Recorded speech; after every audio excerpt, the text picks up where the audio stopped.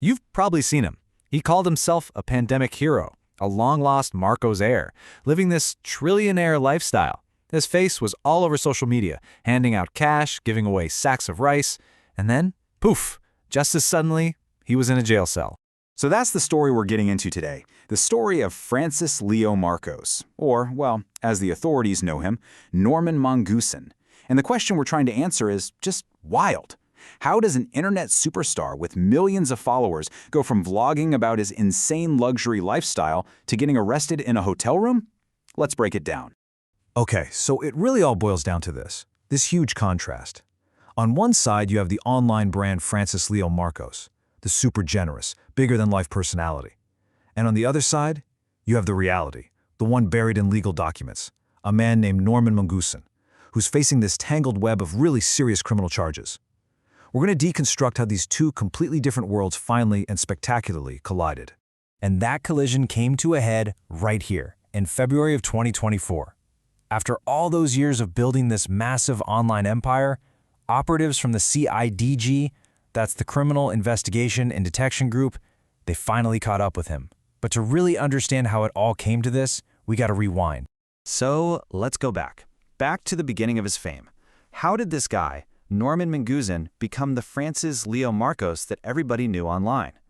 Well, it all kicked off with a really simple but totally viral challenge. Picture this, it's 2020. The world is grinding to a halt, everyone's locking down.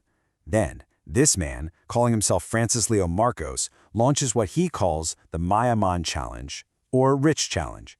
The idea was genius in its simplicity. He filmed himself donating huge amounts of money and goods, and then he dared other rich people to do the same. You know, it was the perfect message for a world in crisis. And boy, did it work. His videos just exploded online. To his followers, he wasn't just some random rich guy. He was a pandemic hero. I mean, at a time when everyone was scared and unsure, his whole message of, let's just do something, and being super generous, it was exactly what people wanted to see. He basically created a reality that was way more compelling than the news. And his rise was just meteoric. Look at this. In just 4 months, he went from starting a viral challenge to hitting 1 million subscribers on YouTube. Fast forward 2 years, and he's leveraging all that online fame to actually run for a seat in the Philippine Senate. He made the jump from internet celebrity to a legit political contender. And you can't just write this off as online noise. Not at all. That digital clout, it translated into very real political power. 4.5 million people voted for him. That is a staggering number, and it just goes to show how incredibly effective his online persona was. But what's so fascinating is that even while his star was rising, the very foundation of his whole identity, his name, was being publicly shot down. The actual Marcos family put out a statement saying flat out that they had no connection to him whatsoever. But for his millions of followers, it seemed like it just didn't even matter. Okay, so while all that was happening in public, what was the reality behind the scenes? Beyond the vlogs and the flashy giveaways, what did the official records from the NBI, the National Bureau of Investigation, actually have to say about him? Well, this NBI intelligence report lays it all out plain and simple. Legal name, Norman Mongusin. Claimed name, Francis Leo Marcos. Investigators couldn't find a single birth record under that alias, so this wasn't just a screen name, right? It was a total fabrication of his identity and a violation of the country's anti-alias law. So that big arrest in February 2024, it didn't just come out of nowhere. It was really the climax of years of legal trouble. The charges were just piling up. Things like violating optometry laws, passport fraud, allegedly scamming overseas Filipino workers, and even charges under the Violence Against Women and Their Children Act, or VAWC. And then, buried in that long list of charges, you find this: qualified trafficking. Now this is a non-bailable offense. We're talking one of the most serious crimes on the books. And that really tells you that the story of Francis Leo Marcos goes way, way deeper than just some vlogger drama or faking an identity.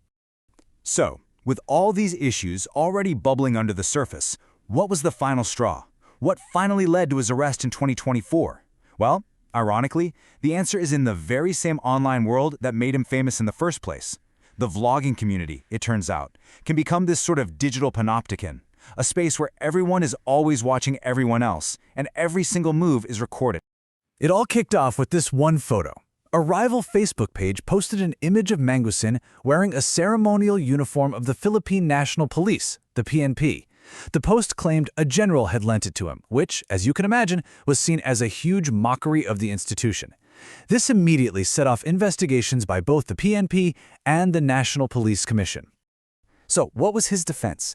He claimed the photo was fake, edited, maybe even AI generated. But his online critics were not backing down. Their reply was simple: "We were not born yesterday." And that really captured the feeling of a whole online community that just wasn't buying his act anymore. The social media battle was on. And of course, the public reaction online was instant, and a lot of it was darkly funny. This comment from a user on Reddit kind of perfectly sums up the moment of his arrest at a hotel.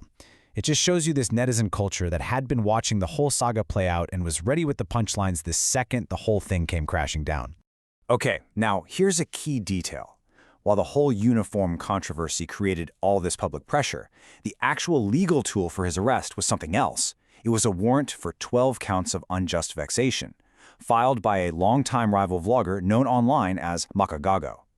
This is a classic case of a vlogger war, escalating from online drama to actual, real-world jail time.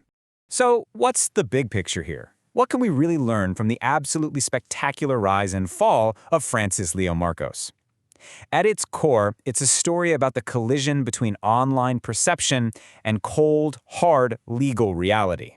And nothing shows that collision better than this. On February 24th, the exact same day he would be arrested, he was live streaming a video called "Enjoying a Life of Luxury." He's projecting this image of being totally untouchable, while at that very moment, law enforcement was literally closing in. The split screen of his life just could not be more stark. So the ultimate takeaway here is pretty powerful. He built his entire brand using the tools of social media. Constant visibility, a perfectly curated image, a direct line to his audience. But in the end, those exact same tools were turned against him. Rival vloggers and watchdog pages used the same platforms to pick apart his every move, turning the internet into that digital panopticon that led to his downfall. Which leaves us with a final, really crucial question for our time. The story of Norman Mangusin proves that online influence can get you millions of followers, and it can even get you millions of votes. But it also paints a giant target on your back. So in the world we live in today, is digital clout the ultimate currency, or is it maybe the ultimate liability?